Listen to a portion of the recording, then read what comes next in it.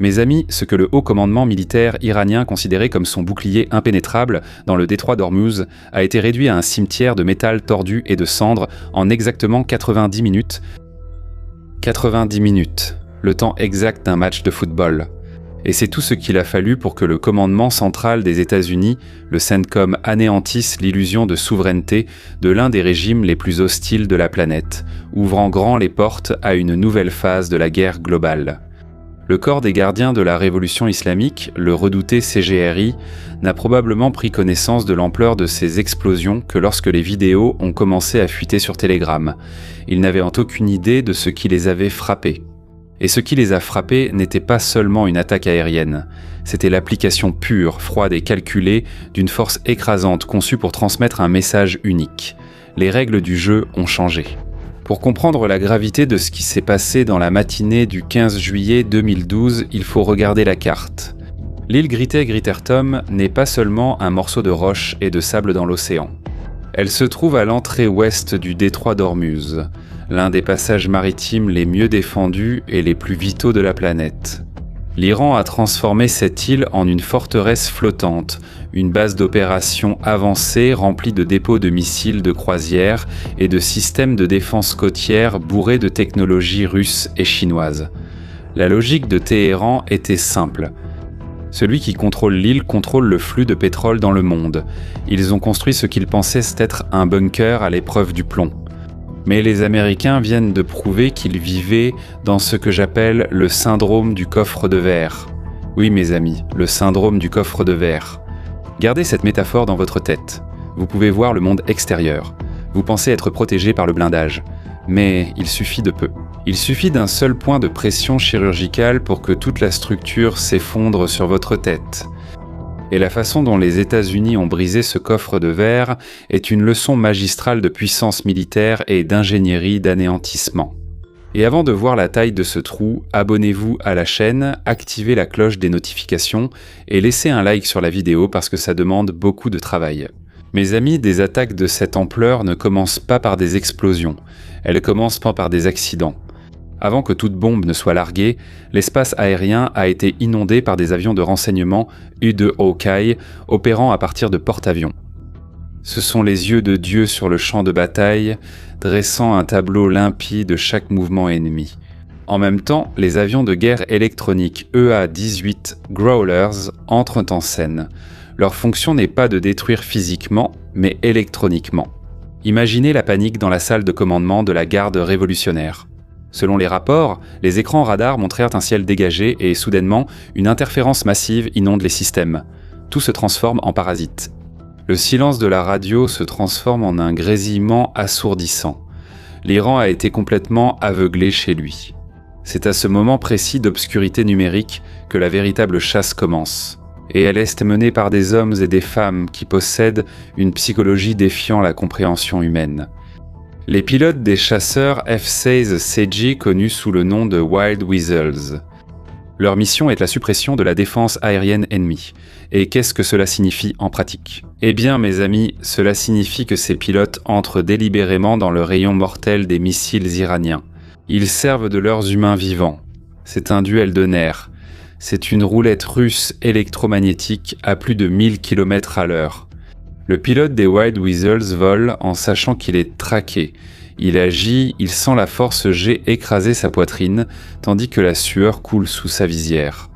Il a besoin que l'opérateur radar iranien au sol commette l'erreur fatale d'allumer son système pour essayer de le verrouiller. Et à la milliseconde où le radar iranien s'allume et regarde le chasseur américain, il signe son propre arrêt de mort. Le F-16CJ tire le missile AGM-88 ARM. C'est une arme anti-radar qui n'a plus besoin du chasseur. Elle traque la source du signal ennemi, contourne une montagne et, boum, fait tout exploser. L'opérateur iranien appuie sur le bouton de balayage en pensant avoir trouvé la cible, et en retour, il reçoit une ogive supersonique qui descend le long du faisceau radar droit sur lui. Et même s'il éteint le système dans un geste désespéré, il est déjà trop tard. Le missile a mémorisé la coordonnée. La défense anti-aérienne n'a pas seulement été détruite, elle a été humiliée. Et avec les radars en flammes et l'Iran complètement aveugle, la porte elle a été défoncée. Et celui qui a franchi cette porte, c'est l'apocalypse forgé dans l'acier. Le ZF-15, c'est le Strike Eagle? Oui, mes amis. Et ne faites pas l'erreur d'appeler le Strike Eagle un simple avion. C'est un prédateur de 36 tonnes de métal et de fureur qui défie les lois de la physique. Nous parlons d'une machine qui déchire le ciel à l'incroyable vitesse de 2400 km/h, transportant plus de 3600 kg d'armement. C'est un camion de destruction massive volant à Mach 2. Et quand ces monstres sont arrivés au-dessus de l'île de Great Town, ils n'ont pas largué de grenades. Ils ont largué les Bunkbusters, des bombes à pénétration profonde impressionnantes de 2260 kg. La physique derrière cette arme fait fondre le cerveau.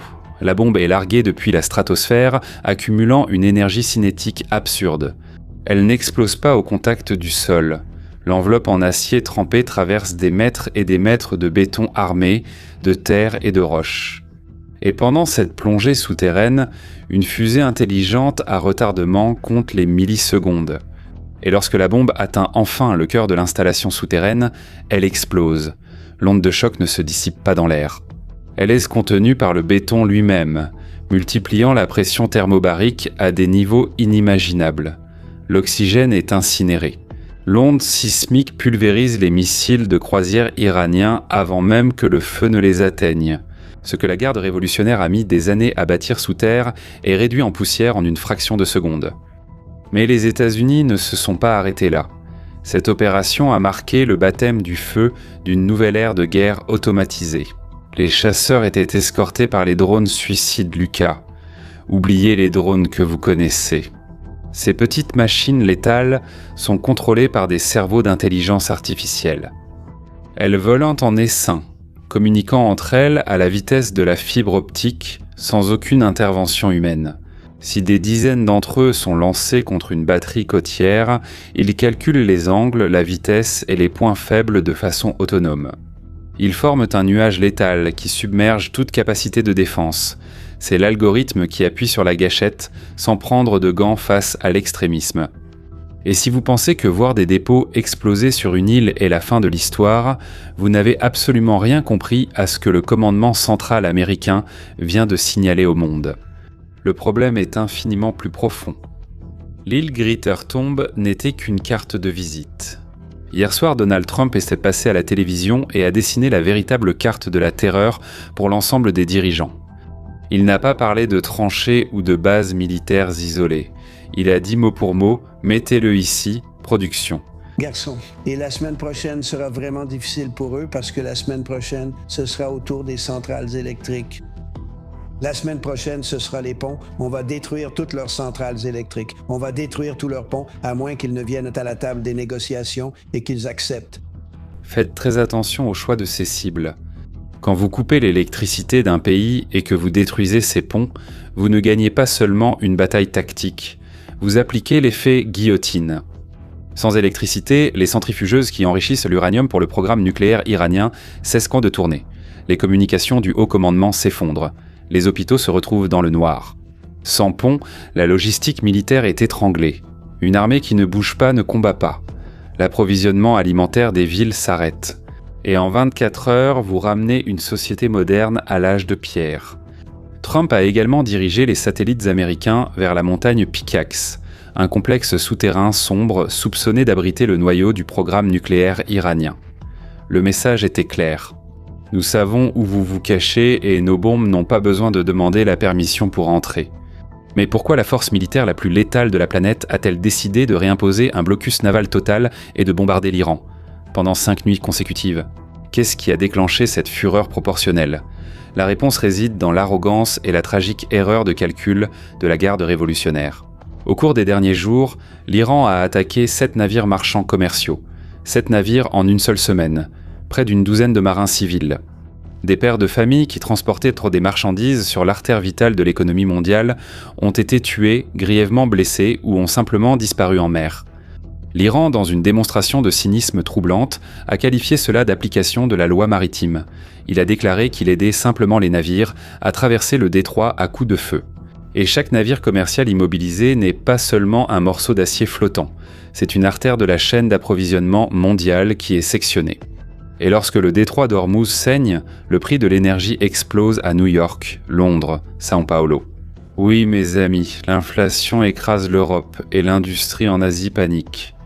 Les États-Unis ont assumé le rôle de garant de la sécurité mondiale et ont croisé les bras à la porte du club, pas sous ma surveillance. La marine américaine a déployé plus de 20 destroyers et 2 groupes aéronavals dans la région. L'Iran pensait qu'il contrôlerait le détroit d'Ormuz. Et ce qu'ils ont reçu en retour, c'était une facture très salée, gravée au fer rouge. Et pourtant, de façon presque psychotique, toute la direction continue de faire fonctionner sa machine de propagande interne en affirmant qu'ils sont en train de gagner la guerre. Qu'ils ont abattu des chasseurs F-35 sans montrer une seule preuve de métal tordu, et que leur marine reste intacte. Négocier avec des bandes de fous en Iran en ce moment, c'est comme essayer de raisonner avec quelqu'un en plein délire, regardant sa propre flotte couler tout en applaudissant. Et c'est précisément pour cela que l'establishment médiatique panique et essaie de vous cacher les véritables rouages de l'échiquier géopolitique. Ils préfèrent que vous croyiez que tout se règle avec une diplomatie de salon, alors que la carte du monde est redessinée à coups de bombardements de précision. Nous ne permettons pas que la réalité soit maquillée. Et c'est grâce à cette quête inlassable de la vérité brute que notre communauté d'analystes d'élite est devenue la force la plus létale de l'Internet brésilien. En ce moment même, je suis en lice pour le prix de cette année dans la catégorie influenceur politique. C'est un honneur. Et je veux et j'ai besoin de montrer au système la force gravitationnelle de notre communauté. Et ce n'est pas seulement une question de prix. C'est une démonstration de force contre les récits préfabriqués. Je te demande ton vote maintenant. Et cela prend moins de 30 secondes, le lien est dans la description et dans le commentaire épinglé. Montre-leur que notre élite ne fait pas que regarder l'histoire, nous la décodons. Et l'histoire s'accélère sur plusieurs fronts simultanément. Et nous avons commencé ce parcours à la 44e place, nous sommes montés à la 5e et nous sommes en première position lors des derniers votes, ces dernières 24 heures. Maintenant, cela dépend entièrement du vote de cette communauté puissante pour que nous puissions obtenir la première place définitive au classement et passer à l'étape suivante. Le top 20 des plus influents du Brésil. Je compte sur chacun d'entre vous. L'histoire s'accélère sur plusieurs fronts en même temps. Et pendant que l'Iran brûle au Moyen-Orient, vous devez regarder vers l'Europe de l'Est pour comprendre ce qui va arriver. Le commandant ukrainien Robert Maïdar, chef des forces de système sans pilote, vient d'annoncer la conclusion de l'une des campagnes maritimes les plus dévastatrices de la guerre moderne, l'opération Molotcha. En seulement 10 jours, 136 navires russes, y compris de grands pétroliers et des navires gaziers, ont été touchés en mer d'Azov. Maïdar a déclaré que la première phase du combat naval est terminée, signalant que la flotte de la mer Noire est désormais la cible. Ce que l'Ukraine fait à la Russie à l'aide de drones navals est le reflet exact du cauchemar tactique qui attend les forces côtières de l'Iran. La différence, c'est que l'Ukraine opère avec des ressources limitées. Les États-Unis disposent d'une capacité industrielle conçue pour l'anéantissement continu. Et c'est ici qu'intervient le coup de maître, dans le jeu d'échecs à 4 dimensions que les gros titres ignorent complètement. Le point de rupture de cette guerre n'a pas été une bombe. Ça a été un seul mot prononcé par l'amiral Brad Cooper, commandant de la 5e flotte américaine, dans une déclaration publique et officielle détaillant les attaques iraniennes contre les marins civils. Cooper a affirmé que l'Iran avait agi intentionnellement. Faites attention, car ceci est une analyse d'élite.